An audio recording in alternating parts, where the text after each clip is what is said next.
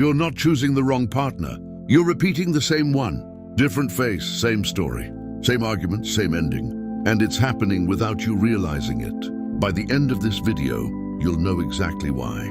Think about your last relationship. Now the one before that. Different person, same patterns. That's not bad luck. That's your attachment style. Roughly half of people have secure attachment.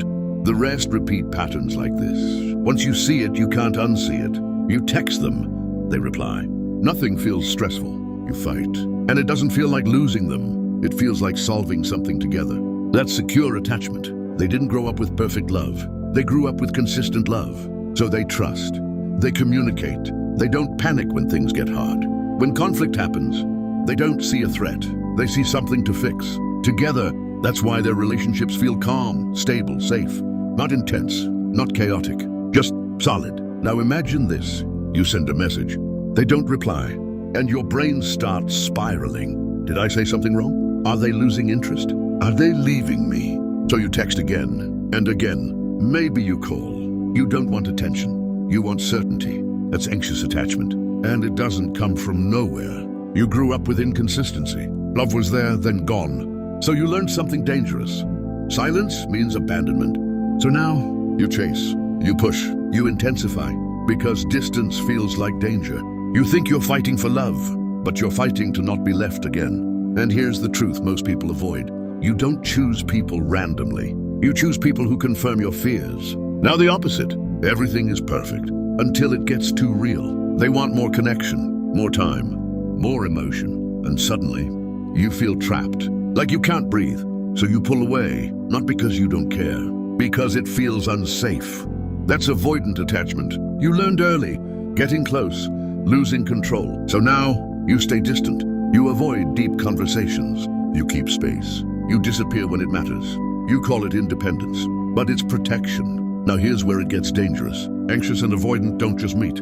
They recognize each other, and it doesn't feel wrong. It feels right. It feels familiar. It feels like love, but it's not love. It's familiarity.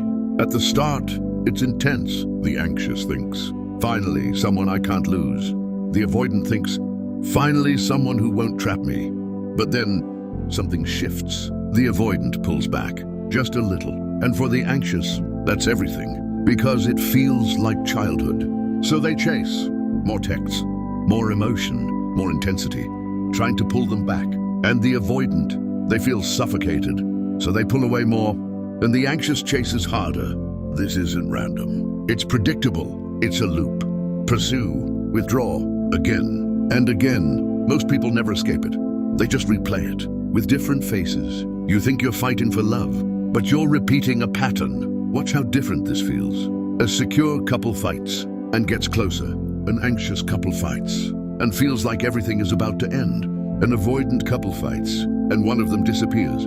Same conflict.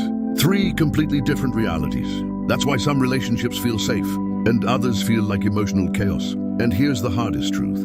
The person you're most attracted to is often the one who will hurt you the same way, because familiar feels right, even when it's wrong. But you're not stuck. Not unless you stay unconscious. Breaking the cycle is harder than seeing it, but it's possible. So how do you actually do it? First, awareness.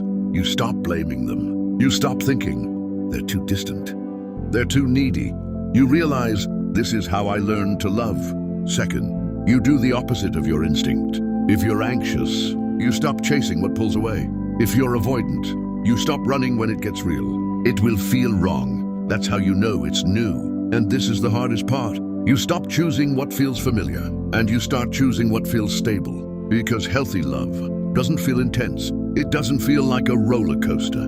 It feels calm. It feels safe. It feels like peace. If this felt personal, it's because it is. You're not broken. You're patterned, but patterns can change. Now tell me, which one are you?